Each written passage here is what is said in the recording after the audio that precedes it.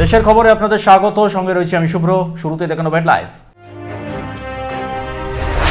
22 লক্ষের মধ্যে 10 লক্ষেরই নাম বাদ পড়ার সম্ভাবনা। মনে হচ্ছে বাংলায় রাষ্ট্রপতি শাসন জারি হয়েছে, বললেন তৃণমূল কংগ্রেস নেত্রী। দলের নির্বাচনী ইস্তেহার প্রকাশ, বিধানসভা ভোটের পর ফের ডিলিমিটেশন করবে বিজেপি, দাবি মমতার।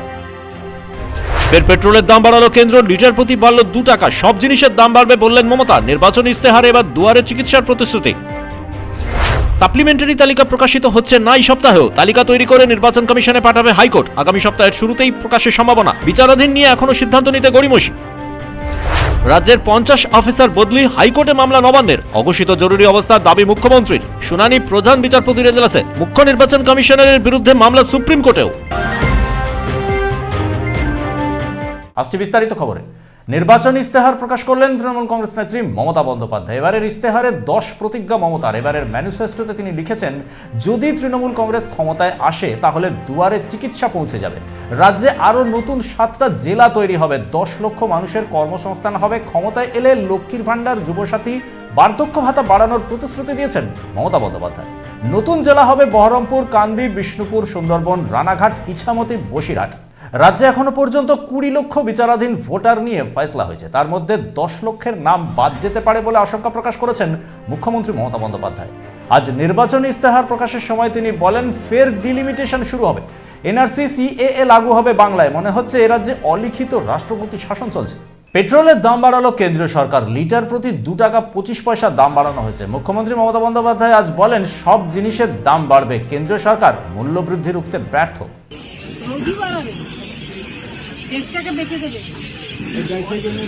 There is crisis in the gas and of course petrol price has also been high. তার মধ্যে এত লক্ষ লক্ষ লোক বাংলায় এসে ঢুকবে, আরো তো লোকের ক্রাইসিস হবে। লাইন ছাড়া কিছু নেই আর টাকা। আমার মনে আছে মনমোহন সিং এর গভর্নমেন্ট যখন ছিল, মনমোহন সিং 2000 মানে এটা লাস্ট ইয়ার UPA 2 14 আগে, তখন গ্যাসের দাম ছিল সিলিন্ডার থেকে 400 টাকা। সেটা এখন বেড়ে ছোটটা হয়েছে 1100 টাকা আর বড়টা হয়েছে 2100 টাকা।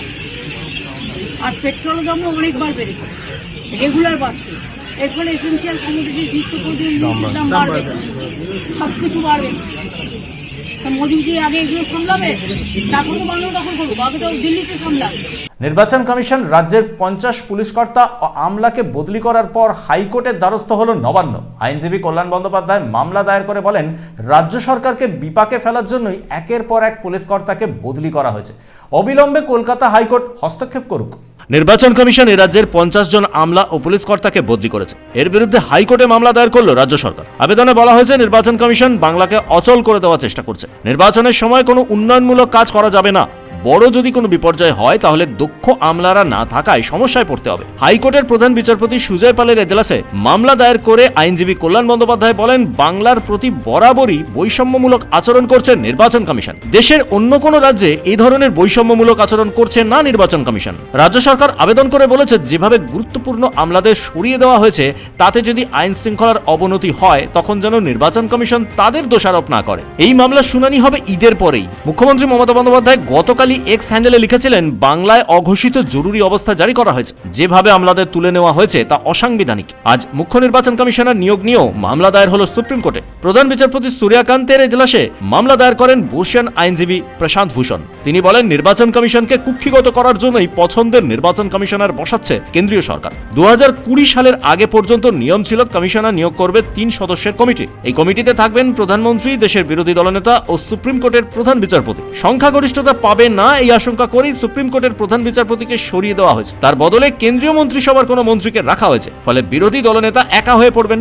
সংখ্যাগরিষ্ঠতা পাবে সরকার পক্ষই। আজ প্রধান বিচারপতি বলেন, এই মামলার শুনানি তার এজলাসে হতে পারে না, যেহেতু মামলা হয়েছে তার অবস্থান নেই। এই মামলা অন্য বিচারপতি শুনবেন। 7ই এপ্রিল এই মামলার শুনানি হবে। ব্যুরো রিপোর্ট, পূবের কলম ডিজিটাল। ভোট প্রচারে নামলেন মিনাখাত তৃণমূল কংগ্রেস প্রার্থী উষা রানী মণ্ডল। তিনি বলেন, গতবারের চেয়ে এবার বেশি ভোটে জয়ী হব। 70,000-এর বেশি ভোটে জয়ী হবেন তিনি। লোকসভা নির্বাচনে মিনাখা বিধানসভায় তৃণমূল কংগ্রেস এগিয়েছিল 72,000 ভোটে। এবারও 70,000 ভোটে জয়ী হব বললেন মিনাখা তৃণমূল কংগ্রেস প্রার্থী উষা রানী মণ্ডল। একসময় তার বিরুদ্ধে তৃণমূলের শীর্ষ নেতৃত্বের কাছে অভিযোগ করেছিলেন দলেরই একাংশ। শোনা যাচ্ছিল তিনি বিজেপিতে যোগ দিতে পারেন। দলনেত্রী আস্থা রেখেছেন তার ওপরেই। মানুষ 2026-এ বিধানসভায় 70,000-এর অধিক ভোটে মিনাখা বিধানসভা জিতবে। এই 70,000 ভোট বাংলার মুখ্যমন্ত্রী মমতা ব্যানার্জির হাতে আমি তুলে দেব। মমতা ব্যানার্জি চতুর্থবারের জন্য আবার মুখ্যমন্ত্রী হবেন, 200-র অধিক আসন নিয়ে আবার বাংলার মুখ্যমন্ত্রী মমতা ব্যানার্জি চতুর্থবারের জন্য।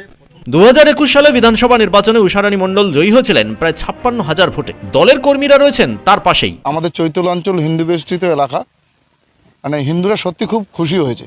আমাদের চৈতল অঞ্চল খুব হ্যাঁ, হিন্দু মুসলিম উভয় সম্প্রদায়ের মানুষ সবাই খুশি হয়েছে,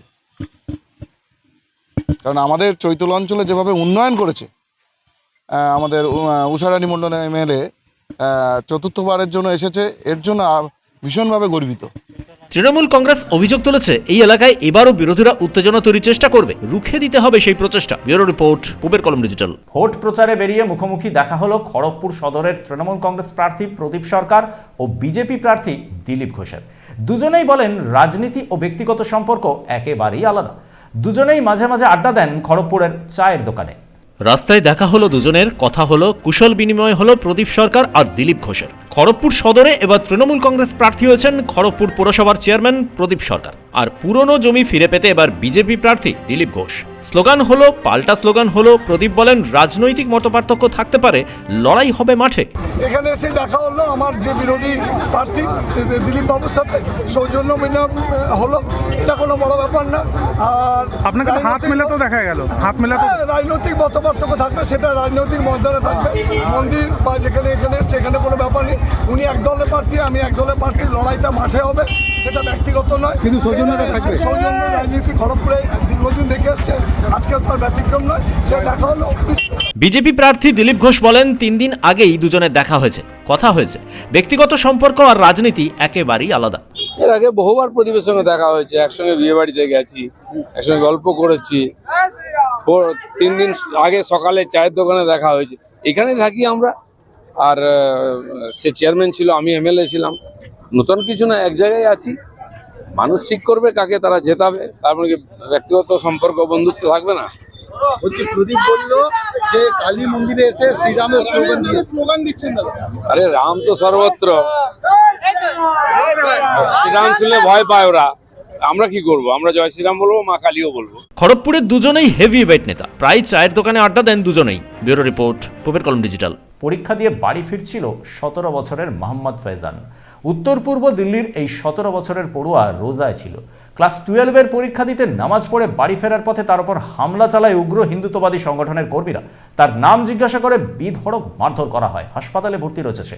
2 মুসলিম পড়ুয়াকে বেধড়ক মারধর করা হলো উত্তর পূর্ব দিল্লিতে। দুজনই ক্লাস 12-এর পরীক্ষার্থী। মোহাম্মদ ফেজান নামের 17 বছরের ছাত্র তার বন্ধুকে নিয়ে ফিরছিল বাড়িতে। রোজা ছিল সে। তার পথ আটকায় উগ্র হিন্দুত্ববাদী সংগঠনের কর্মীরা। উত্তর পূর্ব দিল্লির মুস্তাফাবাদে তাদের নাম জিজ্ঞাসা করা হয়, তারপর বেধড়ক মারধর করা হয়। প্রত্যক্ষদর্শীরা জানাচ্ছেন পরীক্ষার পর এই 2 পড়ুয়া জোহরের নামাজ পড়ে বাড়ি ফিরছিল। তাদের পিছন পিছন আসছিল উগ্র হিন্দুত্ববাদী সংগঠনের কর্মীরা। পথ আটকানো হয় তাদের, তারপর বেধড়ক মারধর করা হয়। লাঠি, ক্রিকেট খেলার ব্যাট, স্ক্রুড্রাইভার দিয়ে খুনের চেষ্টা করা হয় তাদের। মোহাম্মদ ফেজান নামে 17 বছরের এই পড়ুয়া গুরুতর আহত। তার নাকের হাড় ভেঙেছে, বেশ কয়েকটা সেলাই পড়েছে ঠোঁটে। তাকে গুরু তেগ বাহাদুর হাসপাতালে ভর্তি করা হয়েছে। नाम मोहम्मद फैजान है, मैं 12th क्लास में पढ़ता हूँ।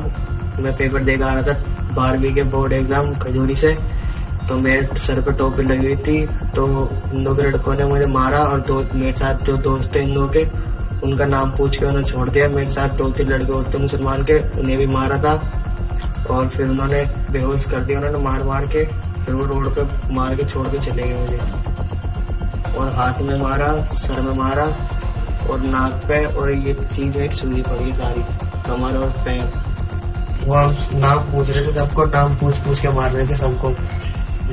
2-3 लड़के थे, उनका नाम, एक का नाम अंश था और एक का नाम सोनू था। तो उन दोनों लड़कों को छोड़ दिया, और हम दो लड़के फैजान थे। मेरा नाम फैजान और एक लड़का और है फैजान मेरे साथ का।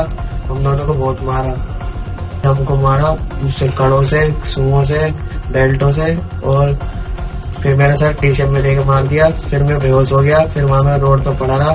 फिर मेरे दोस्त उनके मार के वो भग गए थे। फिर वो मुझे उठाने आए।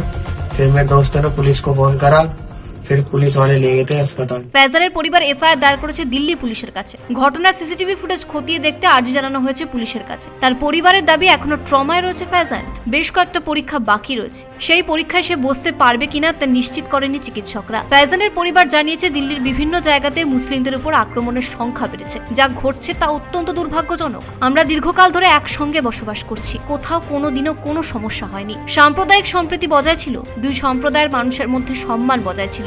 দেশের রাজধানীতে যদি প্রতিদিন এভাবে আক্রান্ত হন মুসলিমরা, তাহলে আতঙ্ক আরও বাড়বে। ব্যুরো রিপোর্ট, পূবের কলম ডিজিটাল। দেশের খবর আজ এ পর্যন্তই। চোখ রাখুন পূবের কলম ডিজিটালে। আমাদের চ্যানেল সাবস্ক্রাইব করুন, অবশ্যই বেল আইকন প্রেস করতে ভুলবেন না।